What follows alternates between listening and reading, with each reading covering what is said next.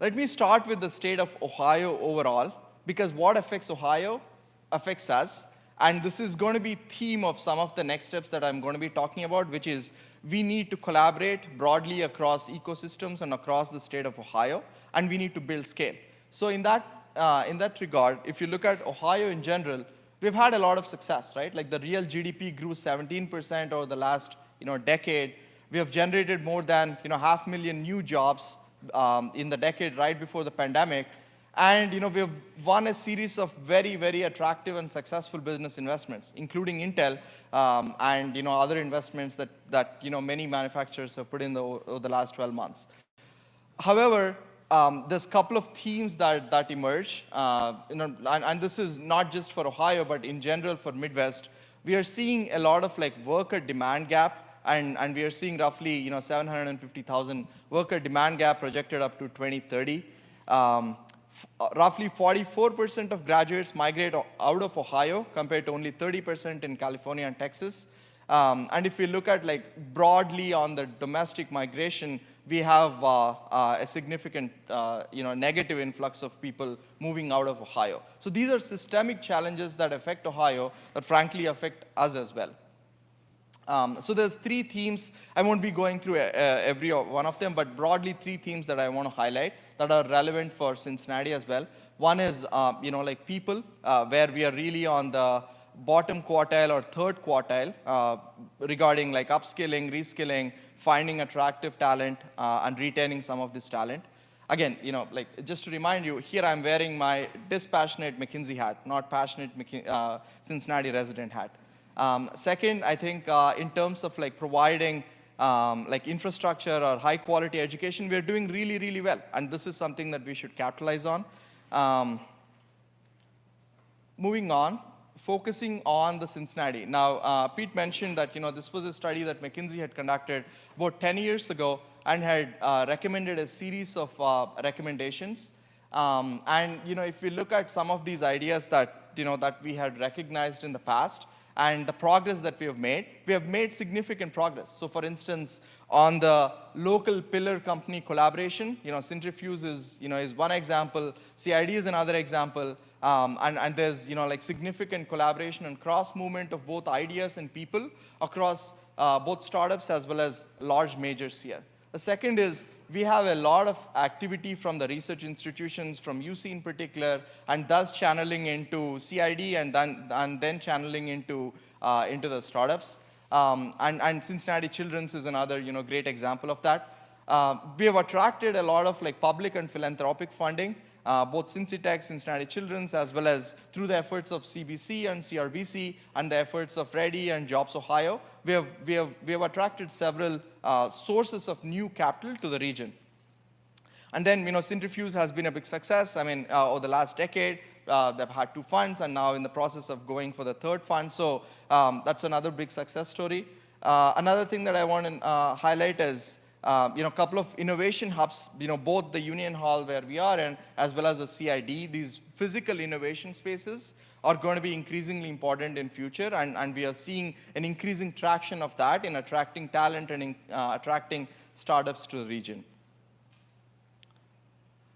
Some of the themes that I want to highlight, now this is again, my dispassionate McKinsey hat, and comparing Cincinnati with other ecosystems around the country. So what you're seeing on the right-hand side, these are some of the cities that we have compared Cincinnati against. Some of these are peer cities, what you're seeing in black, and some of these are aspirational cities. Now, the goal of us is, to really go after the aspirational cities, but we also want to do an objective comparison against, where are we tracking against, like our peer cities. So some of this data is slightly dated because of the availability from the public sources. And so you see, when you see Cincinnati, it's really at the bottom end of this chart.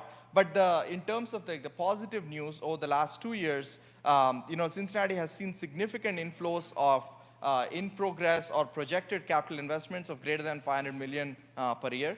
Now, this is not a success that we can rest on, because the other cities would also have achieved similar levels of progress and similar levels of capital infusion.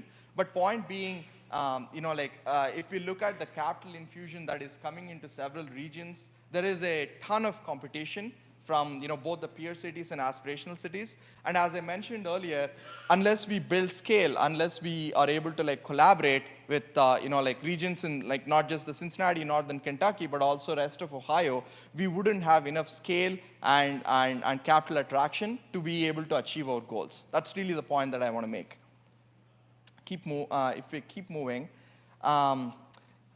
some of the things that Cincinnati does really well is academic R&D spend, and that academic R&D spend kind of translating into the ideas and into startups.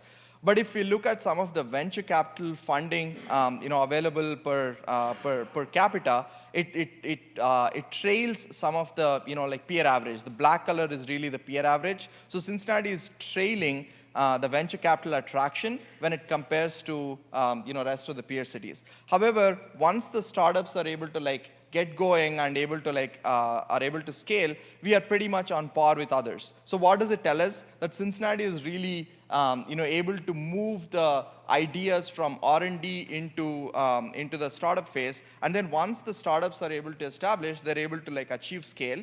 But there is a critical element of funding and critical element of capital infusion and ability to scale those startups. That is something that we could focus more efforts on. If I keep moving, there's roughly 6 factors that we have identified as we look at broadly successful ecosystems across not just United States but also across the world. So there are 6 broad factors, and there's as I said earlier, the critical mass of capital, including R&D funding and risk capital across each stages of the startup growth, is something that we can really focus on. That's the reason I've highlighted it. But there's other things that Mayor Aftab as well as Pete have mentioned earlier, and Guy have mentioned, that we're all focused on across these 6 elements. If I keep moving, we have talked to lots of entrepreneurs, venture capitalists, LPs, GPs, as well as a lot of stakeholders in the ecosystem, and on what we could be doing better. There's several things that people have highlighted as successes, and there are things that we could improve more.